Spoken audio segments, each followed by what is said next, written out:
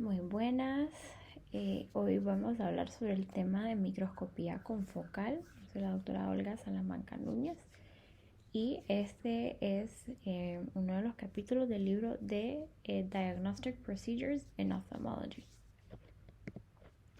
Bueno, entonces el microscopio confocal, como introducción, hay que saber que utiliza una apertura de ranura en una configuración de un microscopio oftálmico y este está adecuado específicamente para el análisis de las capas celulares de la córnea. Este microscopio puede enfocar a través de todo el rango de una córnea normal, desde el epitelio hasta el endotelio. Esta serie de escaneos nos va a mostrar entonces el epitelio, nervios corneales, queratocitos, endotelio y una sección generada por computadora de la córnea. Esta tiene ventajas distintas al microscopio confocal, el microscopio, regular, porque, por ejemplo, pues nos muestra muchísimo más amplitud, ¿no?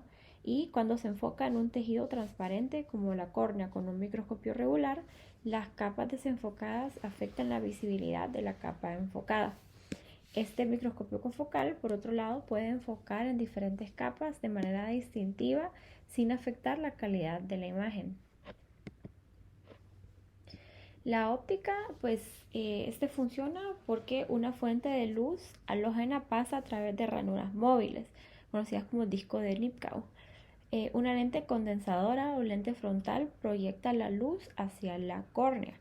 Solo se ilumina una pequeña área dentro de la córnea para minimizar la dispersión de la luz. Esta luz reflejada pasa nuevamente a través de la lente frontal y se dirige a otra ranura del mismo tamaño a través de un divisor de haz. Finalmente, la imagen se proyecta en una cámara altamente sensible y se muestra en un monitor de computadora. El microscopio confocal utiliza un gel estéril viscoso transparente que se interpone entre la lente frontal y la córnea para eliminar la interfaz óptica con dos índices de refracción diferentes. Esta lente frontal funciona según el principio de inversión a distancia, donde la distancia de trabajo, que es la distancia entre la lente frontal y la córnea, es de 1.92 milímetros. El movimiento de ida y vuelta de la lente frontal permite escanear toda la córnea, comenzando desde la cámara anterior y el endotelio corneal hasta el epitelio corneal más superficial. El uso de una lente de inmersión estándar por 40 proporciona detalles celulares magnificados y un campo de imagen de 440 por 330 micros. Otras lentes, por ejemplo por 20, ofrecen un campo amplio pero una morfología celular menos definida.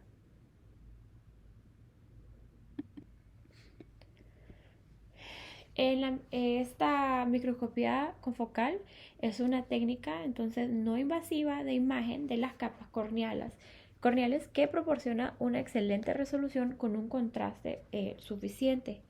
Un escaneo bien ejecutado puede visualizar distintamente el endotelio corneal, el estroma, el plexo nervioso subepitelial y las capas epiteliales. Las limitaciones incluyen la no visualización de la capa de Bowman normal y la membrana de Descemet, ya que estas estructuras son transparentes para este microscopio. Sin embargo, es posible ver estas estructuras cuando están patológicamente involucradas. Los ojos con opacidad corneal o edema también pueden ser escaneados exitosamente. La calidad de la imagen entonces depende de A, la centración del haz de luz, B, la estabilidad del ojo y C, la luminosidad óptima de la iluminación.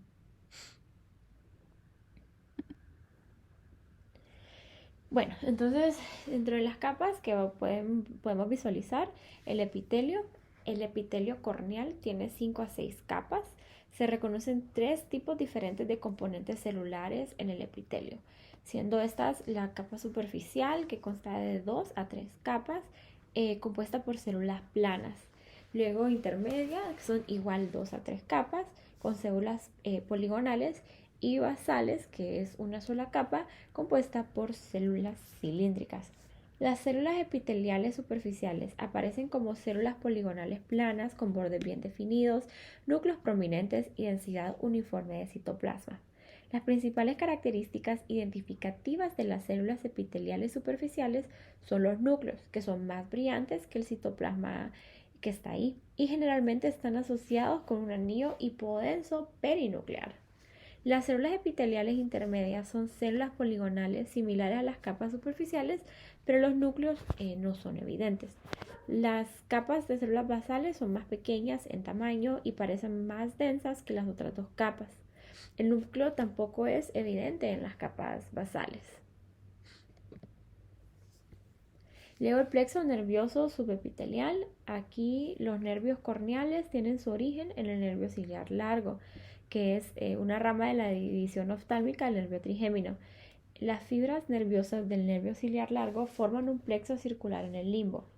Las fibras nerviosas radiales se originan a partir de este plexo circular y se adentran en el estroma para formar el plexo corneal profundo.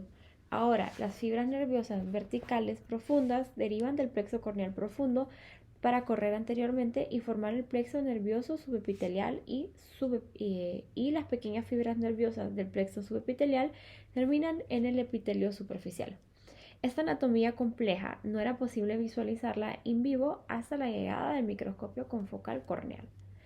Por lo general, las fibras nerviosas aparecen brillantes y bien contrastadas contra un fondo oscuro. En la microscopía confocal puede entonces visualizar la orientación, la tortuosidad, el ancho, el patrón de ramificación y cualquier anormalidad de los vasos corneales.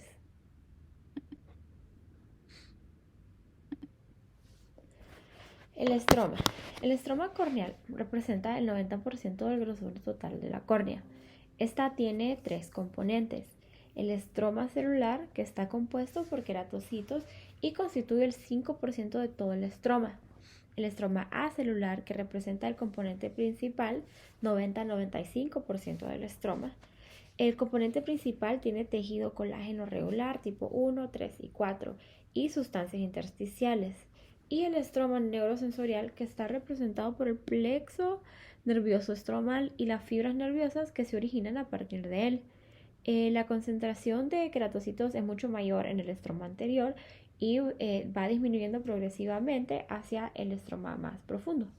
Generalmente el recuento de queratocitos es aproximadamente de 1000 células por milímetro cuadrado en el estroma anterior, mientras que el valor promedio va a disminuir a 700 células por milímetro cuadrado en el estroma posterior.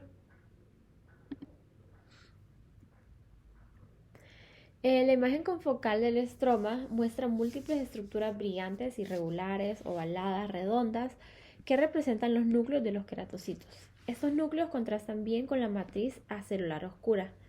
Los núcleos de los queratocitos estromales anteriores entonces tienen una morfología redondeada, mientras que los del estroma posterior suelen ser más ovalados e irregulares. Un queratocito brillante y altamente reflectante nos representa un queratocito que está metabólicamente activo. Aquí en la figura entonces podemos ver queratocitos estromales con núcleos brillantes en forma de óvalo.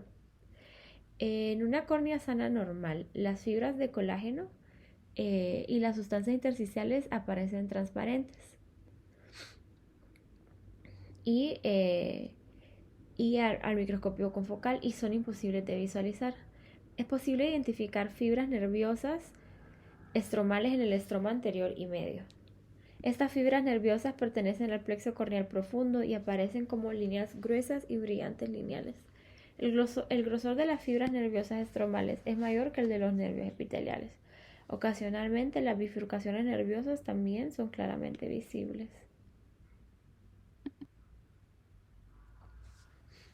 Luego tenemos el endotelio. El endotelio es una capa única de células no inervadas en la parte más posterior de la córnea. La densidad de células endoteliales es máxima al nacer y disminuye progresivamente con la edad. La cantidad normal de células endoteliales varía de 1600 a 3000 células por milímetro cuadrado, con un promedio de 2700 células por milímetro cuadrado en un adulto sano normal. Sin embargo, la córnea aún puede mantener su integridad hasta que el recuento de células descienda por debajo de 300 a 500 células por milímetro cuadrado. Las células endoteliales sanas se presentan como células hexagonales homogéneas con tamaño y forma que sean uniformes. El envejecimiento y los ataques al endotelio van a causar cambios conocidos como pleomorfismo y polimegatismo, donde se altera la forma y la cantidad. La microscopía confocal identifica fácilmente las células endoteliales. Estas células se ven como células hexagonales y poligonales brillantes, con un núcleo no reconocible. Los bordes celulares están representados por una línea delgada y no reflectante. Un objetivo de 20 veces de aumento proporciona un campo amplio con menos aumento, y es posible realizar el recuento celular y estudiar los detalles minuciosos de la morfología celular. Entonces, la microscopía confocal y patologías corneales, dentro de las que se pueden observar tenemos el queratocono, donde el queratocono, pues sabemos que es un trastorno no inflamatorio de la córnea caracterizado por una protrusión cónica localizada asociada con un adelgazamiento estromal. El adelgazamiento es más evidente en el ápice de la córnea. La pronunciada protrusión cónica del ápice corneal causa miopía alta con astigmatismo irregular severo. Otras características del queratocono incluyen un anillo de hierro, conocido como anillo de Fleischer, que rodea parcial o completamente el cono. El cono aparece como un reflejo de gota de aceite en la oftalmoscopía directa a distancia debido a la reflexión interna de la luz. Tenemos pliegues verticales profundos orientados paralelos al eje más pronunciado de la córnea a nivel de estroma profundo y la membrana de Descemet, se conocen como estrías de Vogt. Aparece también un hidrops corneal agudo cuando hay una ruptura en la membrana de Descemet.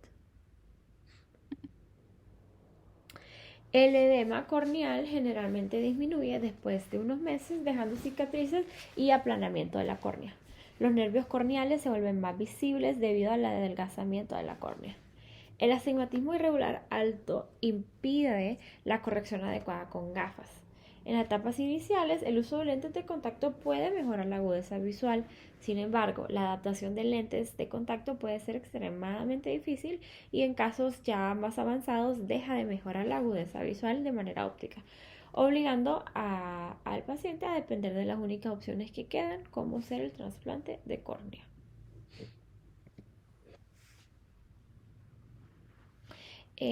Pues entonces en esta patología la forma más efectiva de identificar casos tempranos de queratocono es con la topografía corneal computarizada, que se ha convertido en el estándar de oro para el diagnóstico y seguimiento de la enfermedad en los últimos años.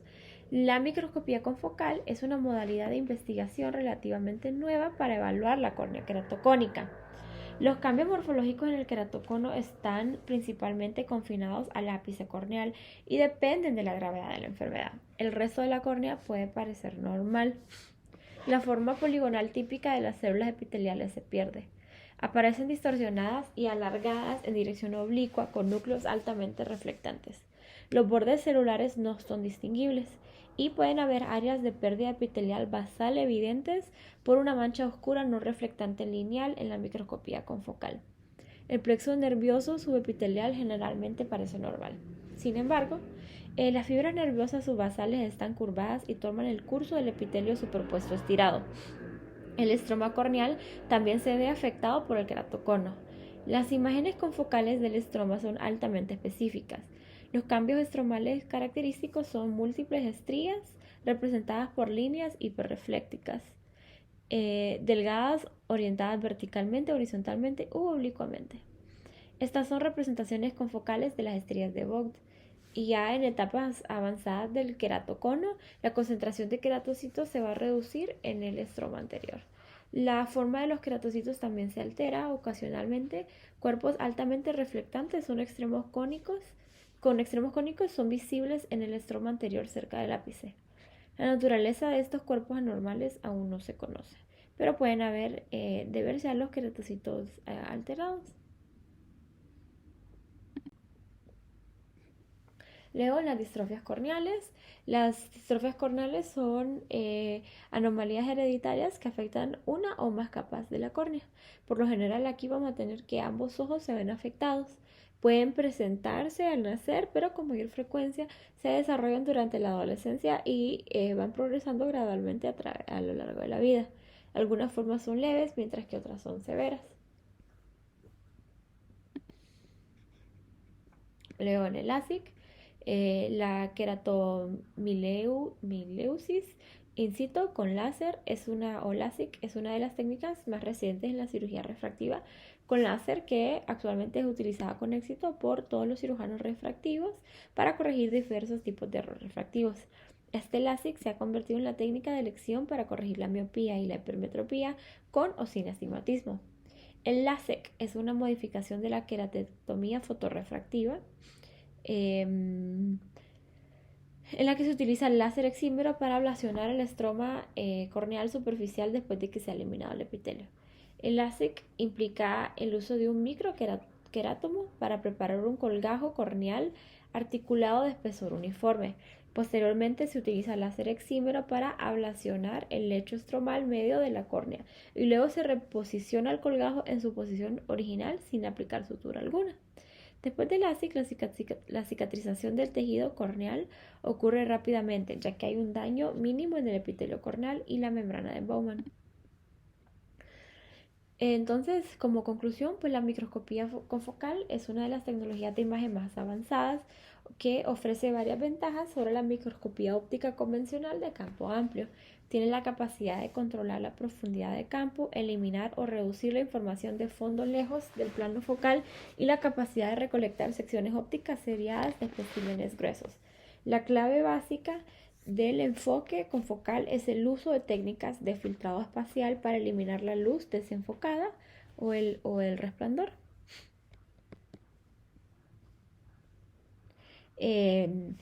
También pues la facilidad con la que se pueden obtener imágenes de calidad extremadamente altas.